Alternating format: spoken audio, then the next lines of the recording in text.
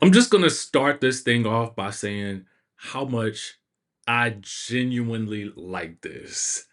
I like this for Marlo. So I gotta go on record as being one of those people that when Marlo was when it was sort of deemed that we could make her full time on the Real Housewives of Atlanta, I was one of those types of people that said, "Yo, let's tell her story. Like, let's really give her the peach." You know what I'm saying? That's what I felt. And, somewhere along the way, I feel like things went wrong.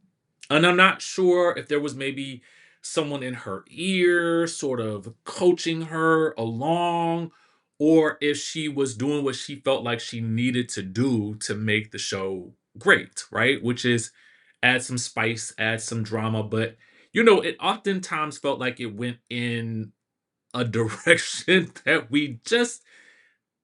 just took things down a darker path than what we really kind of wanted or needed at the time, And Housewives really has to understand, and I think certain shows do this very well, that we really just need entertainment right now. Like, we really want to be entertained, and we don't need you to go that deep. Okay. But this to me is going to be good for Marlo, right? That her appearing on TV1's Uncensored, she talks about how she was arrested 7 times. Now, this has been brought up plenty of times, okay? Plenty of times we've heard about Marlo and her previous arrests and her record. For a long time, some of us assumed that maybe that's why she had not been invited onto the network as a full time cast member, right? But she details how, there was obviously a fight that happened for her a long time ago. Okay. Now, I ain't got much to say about that. Okay. But she says that two of those arrests were from the fight. I believe one arrest was actually from like a check, maybe check fraud or something like that. I cannot recall. She says it in this promo clip right here that's featured on the Neighborhood Talk. But she then also says that the other arrests happened because of violations.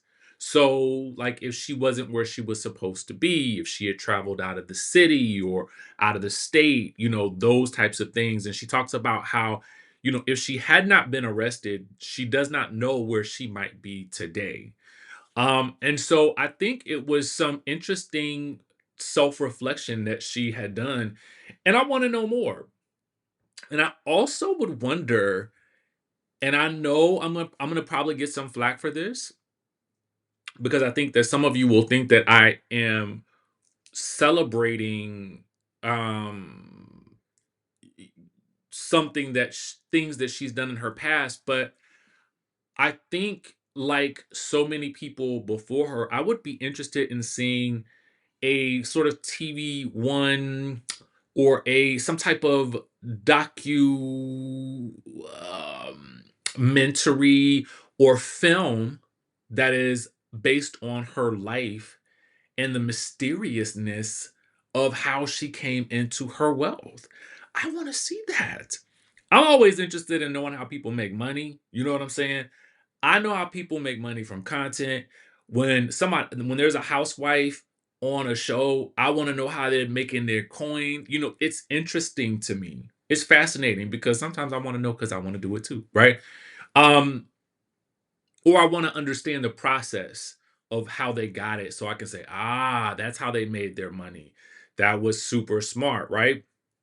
So anyway, this will be out tonight, guys. Tonight. So I wanted to make sure that we talked about it today because I just think it's super important that we support our networks like TV1 because they are bringing us culture for people who, for a lot of us, are black and brown people who need our stories told. And so I'm fascinated by this and I want to see it and I'm gonna watch it some kind of way. Okay.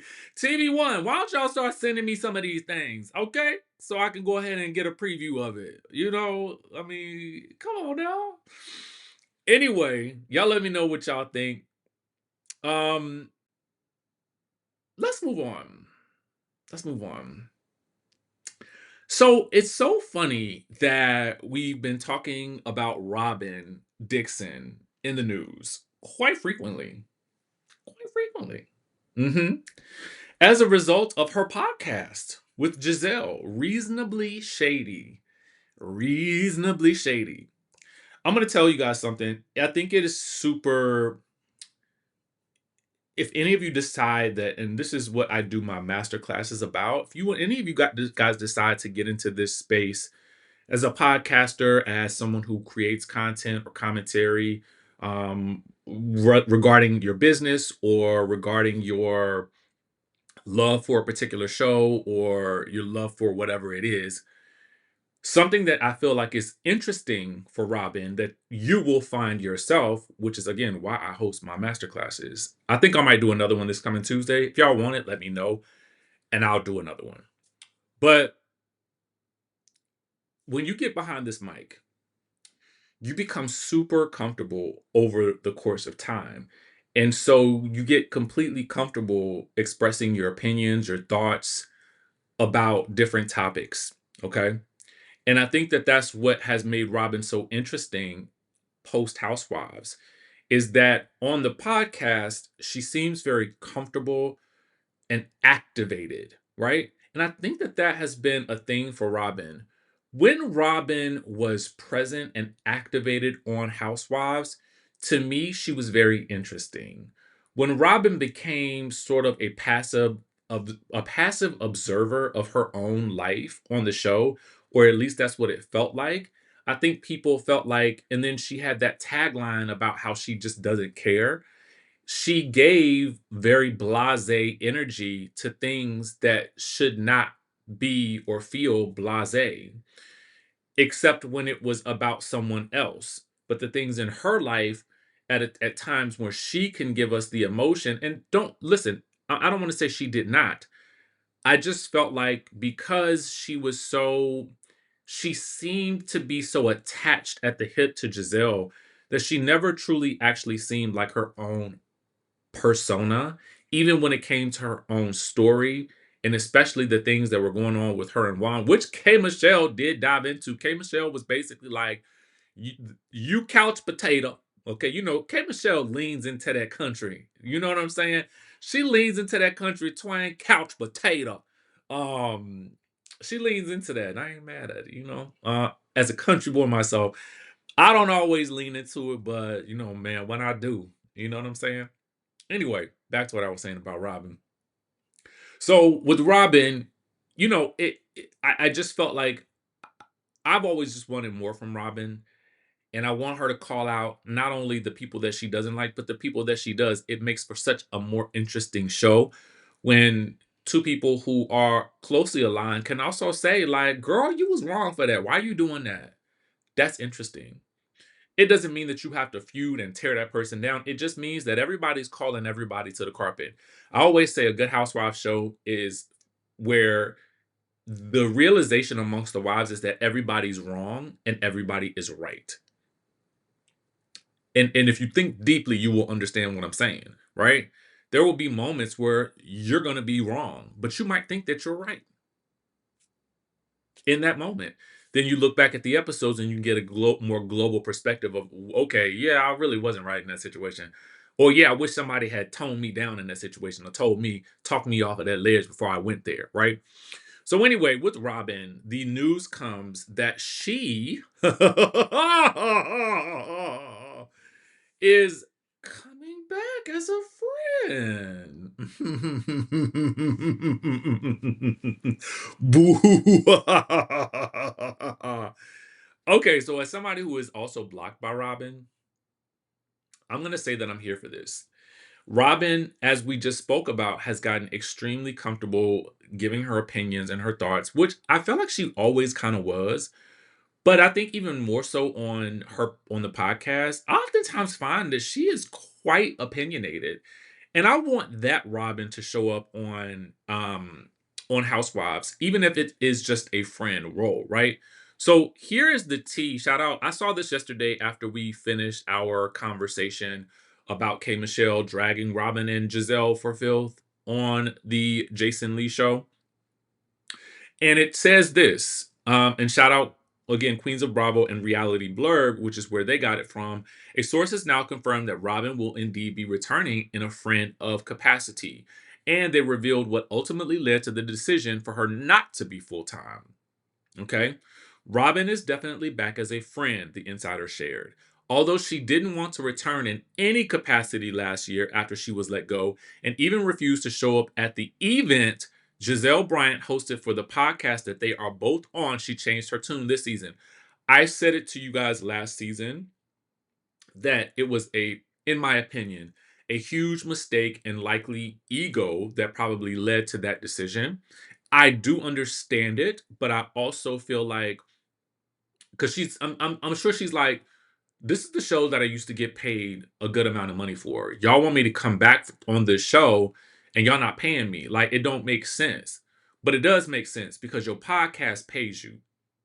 And if there's any opportunity to get more mileage out of your podcast, then you do it because the podcast obviously means something to you guys because you guys keep showing up to do it, which I admire the consistency. I think her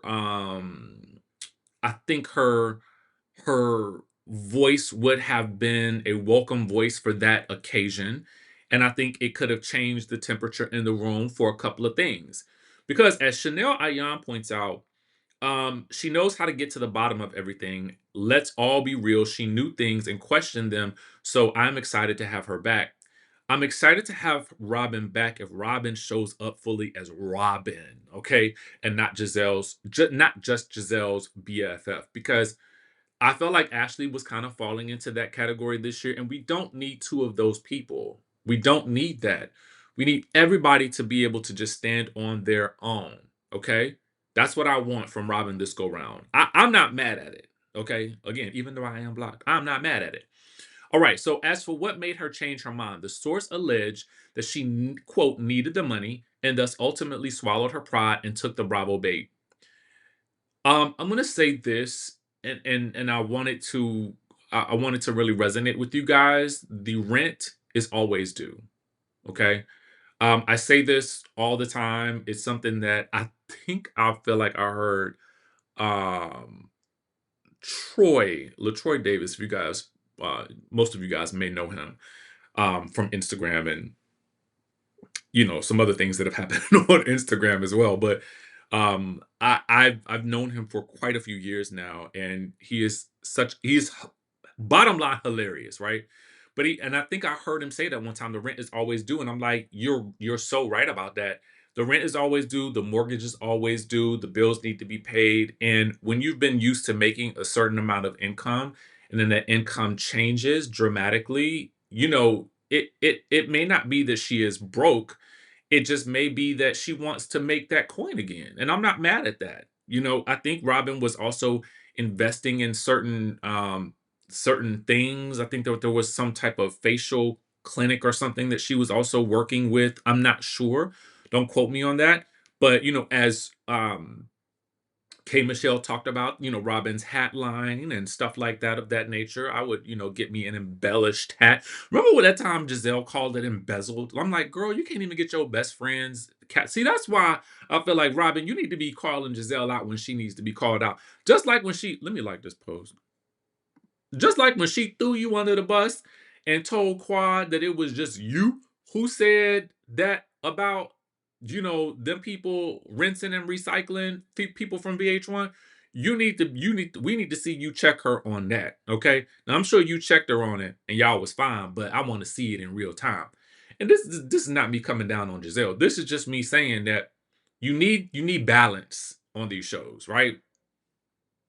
Okay, so then the source continued and said, Robyn is real and always has been. They continued. But a friend role makes more sense for her at this point in time. It was clear in the past that she didn't like a microscope being put on her relationship with her husband, Juan Dixon. And if she's in a friend of role, that is not something that will be focused on. Okay. Um, Now I want to just take things over to our friends at the Neighborhood Talk. They also posted about this story, but they had a little bit of extra tea involved. Okay, so let's get ready for some more Lipton. Do y'all like Lipton? What type of tea y'all like? You know what I'm saying? Like, maybe it's not tea. Maybe it's not tea today. Maybe this is a cup of coffee. You know what I'm saying? I had a no, it's this is chai. Okay, this is chai tea. I had a chai latte this morning, hence my energy. Okay, so the extra tea is this: Stacy Rush, Karen Huga, Wendy Osefo, Ashley Darby, Tia Glover, and Giselle Bryant are all reportedly expected to return. If this is true, the dynamics will be interesting. Y'all watching? Yes, I am seated for that. Um, no, regardless of whether or not I'm actually doing recaps at that point in time or not, okay? Because I have quite a few things planned for myself in the year of our Lord and Savior 2026. And I know I will be traveling by the time this show comes on. I will hopefully be spending, well, I know I will be spending about a month in Bali. So we'll see. We'll see when the show comes out. But it's interesting to note that our friends over at Mr. Housewives reported that Angel Massie has quietly removed Real Housewives of Potomac from her IG bio. They took a screenshot from March the 11th where it was definitely there in the bio, and then as of today, it is no longer there. So a lot of times, housewives will do this in between seasons when they are potentially negotiating contracts. So this could be a situation of, she just wanted to remove it, right? Until things were settled. As we know from our discussion yesterday, um, Ken from Love and Marriage Huntsville was like, I ain't signed my contract, so I'm gonna go ahead and tell it. I'm gonna go ahead and tell it all. I ain't with Trish no more. We ain't been together since 2025, y'all. Um, I was like, well, that's interesting. Tell us more, kid. What does contract say? Somebody get down there and educate Ken on reality TV etiquette. And you don't talk about nobody. You don't talk about your contracts or whatnot, unless you just know for a fact that you ain't being invited back. But for as much drama as y'all got going on right now, I would highly suspect that you would be. And if I am the producers, I actually find this more fascinating than the two of them being together because I want to see who else we can bring onto the show. Yes, because we need some extra oomph on Love and Marriage Huntsville. We do. And it don't got to be like I don't need a whole overhaul or nothing like that. I just need a firecracker, somebody that is unafraid of anything. Nell is a firecracker and unafraid of anything, but God, by golly, she just seems so stressed. Okay, she seemed like just if you push her in one, if one more person push her, she is gonna explode. And I don't mean in a good way. I need somebody that ain't so stressed. Okay. Okay, back to ROBYN. Now, to me, this friend role makes sense because I think that ROBYN is, one of the things you will notice is that one of the ways that that K Michelle got at her yesterday, not only from being a couch potato, but also because she said you don't even know your husband don't even want you. That's what K Michelle said, right? Basically. And so what ends up happening with ROBYN is that is usually one of the ways that people kind of come at her is about the whole Juan situation. And I think with good reason, people feel a certain type of way. Honestly, a lot of people, I'm not even going to revisit any of that. If they whatever they have made work for themselves works for them, and who am I to judge, right? That's not my place at this point, and I don't care to do that. I don't even want to revisit that topic actually ever again. Now that I think about it. But what I will say is that this super sort of friend role, and I'm sure she will be like Cynthia Bailey, the super friend, there to add, the bit of nostalgia, the bit of legacy to the show. Because these shows need that these days. They need some legacy, they need some, some nostalgia. And I think that ROBYN is not so different than she was when she first started, right? Obviously, she's probably made more money in this space. She's more experienced in this space. And it will give her just enough to, you know, show up as much as she wants to. And from I don't know specifically how each friend gets paid. I'm only going to refer back to Luann from, oh my God, I can't remember if it was season 6 or 7, season 6 maybe. There was a season where Luann, I think, held out on signing her contract. And I think the thought was that her, Ramona, and Sonia were maybe going to hold out for a higher paycheck. From what I had heard, the other two ladies went ahead and signed, and she was still holding out for that bigger paycheck. And they ended up just starting to film. And I think this was a season that Kristen came on as a full-time housewife, for those of you guys who are OG New York fans. And so what ends up happening is I think that Luann was kind of like the very first official super friend, wherein she was there just about all like every episode, but she had a role that was paid differently, and that was a day rate. So the day rate sometimes, and this is again what I heard, okay? So take it with a grain of salt, but also take it with a grain of truth, because I know how some of this works with that.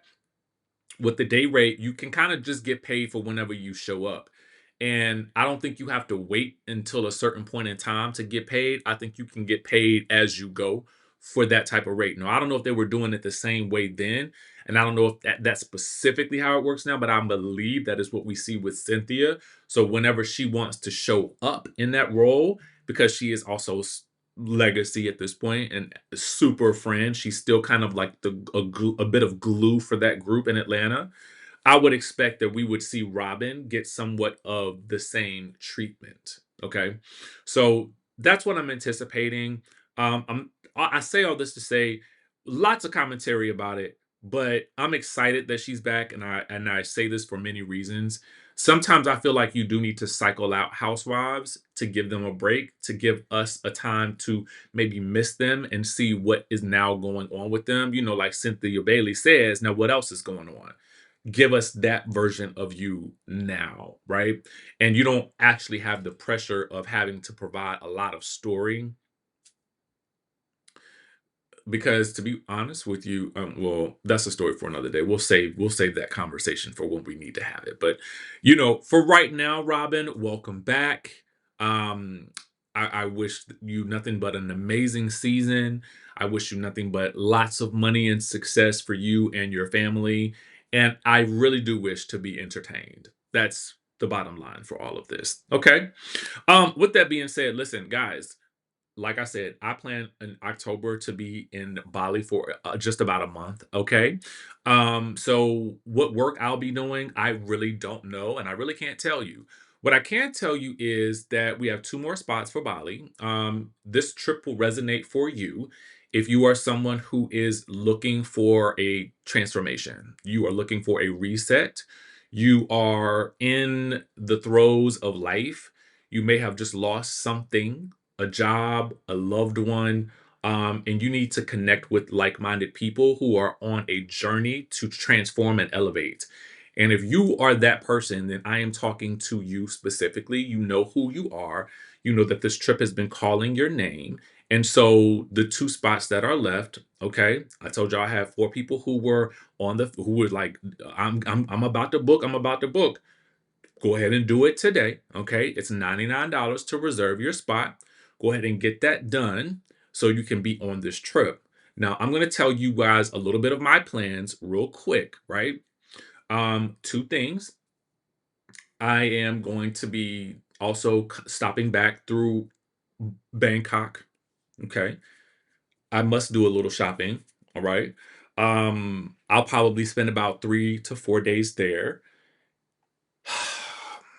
And then I yeah, we'll be doing and also too, we'll be doing some photos while we're there. I have an amazing photographer and videographer. He's going to be capturing a ton of content for us. So if you need content for your travels, your whatever it is that you're working on, we will have our content person there for us as well.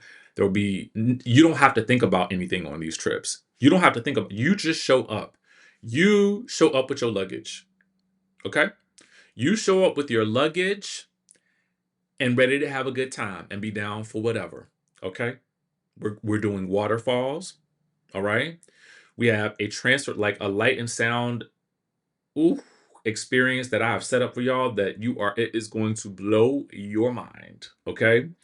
We are going to not one, but two beach clubs. One of these beach clubs is on the edge of a cliff. Okay? It's on a cliff. Um I mean, it does not get any better than what we're gonna be doing. So you don't want to miss this opportunity. I will tell you that every time I come back, my life has leveled up every single trip. And the people, oh my God, the people are the magic. The people on the trips are the magic. Like the group chat from Vietnam is still popping. Okay, it's still popping. So, with that being said, if you are looking for a space where you feel like you just are looking to belong and your travel crew ain't really been doing it for you, then this is the spot for you. Okay. And if you guys want another masterclass on Tuesday, I will do another one this coming Tuesday. I had to literally rest because we went ham. Okay. We went ham. We did so much in this past one that I literally had to take yesterday morning off to like like just recuperate from like it was just so man, it was so good. So if you're looking to build your monetize your content, then drop the comments down below. And if you're interested, then I will go ahead and set up another masterclass for next Tuesday night at 7 p.m. Because y'all, this last one was so lit, and we had it was like double the amount of people that we had the previous time. So, um, yeah, you don't want to miss it. You don't want to miss it. So comment down below if you want it. If you want me to do another one, it's live, so you can also ask your questions live as well too. And I'll drop that down in the chat as well. So with that being said, that's all the announcements I got. I try to wait to do my announcements to the end because I know that's what a real G's be. So with that being said, y'all, I will catch you in the next video.